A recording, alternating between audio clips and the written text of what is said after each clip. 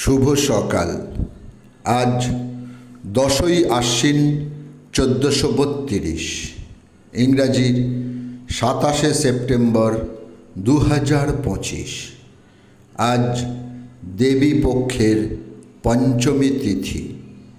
ভারত স্বাধীনতার 78 বছর পূর্তিতে আমার দেবী প্রণাম। কল্যাণী দাস। কল্যাণী দাস ছিলেন সশস্ত্র বিপ্লবী আন্দোলনের আর এক অগ্নিকন্যা।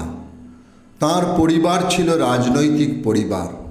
অসহযোগ ও জাতীয় আন্দোলনে যোগ দেওয়ার কারণে তাঁর মেজদাদা কারাবরণ করেন।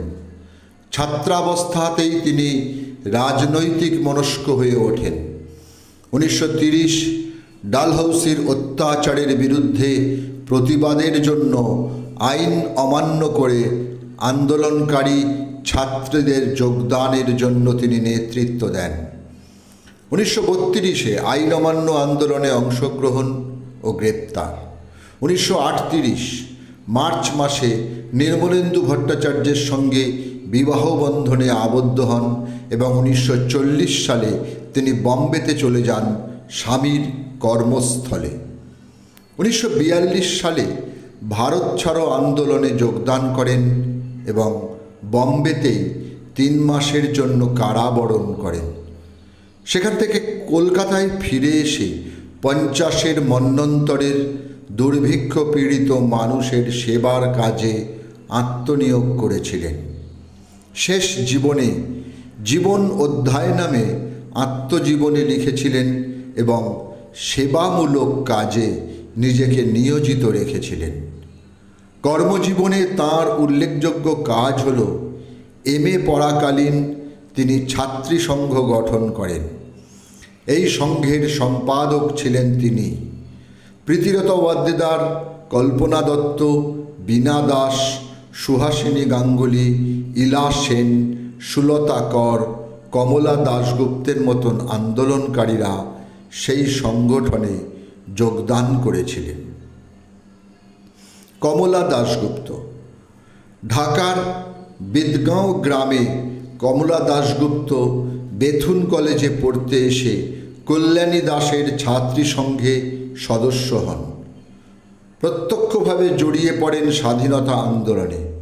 1928 কলকাতা বিশ্ববিদ্যালয়ের ছাত্রী থাকা অবস্থায় গান্ধীজিকে চিঠি লেখেন সবরমতী আশ্রম থেকে দেশ সেবা করবেন বলে।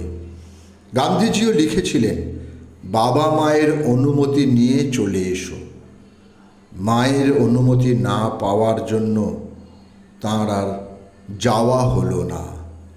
ছাত্রী সংঘে লাঠি খেলা, ছোড়া খেলা শিখলেন দীনেশ মজুমদারের কাছে। বাড়ি ছেড়ে হস্টেলে থাকতে শুরু করলেন কমলা দাশগুপ্ত। তিনি হস্টেলের ঘরে ট্রাঙ্ক ভর্তি করে বোমা লুকিয়ে রাখতেন। এই বোমা কখনো তিনি পৌঁছে দিতেন নির্দিষ্ট জায়গায়, কখনো অন্য বিপ্লবীরা এসে তাঁর থেকে নিয়ে যেতেন। চার্লস টেগারকে মারতে গিয়ে ব্যর্থ হয়ে ধরা পড়েন দীনেশ মজুমদার। এরপর সন্দেহ হওয়ায় কমলা দাশগুপ্তকে গ্রেপ্তার করে এবং প্রমাণ অভাবে 21 দিন পর তাকে ছেড়ে দেওয়া হয়।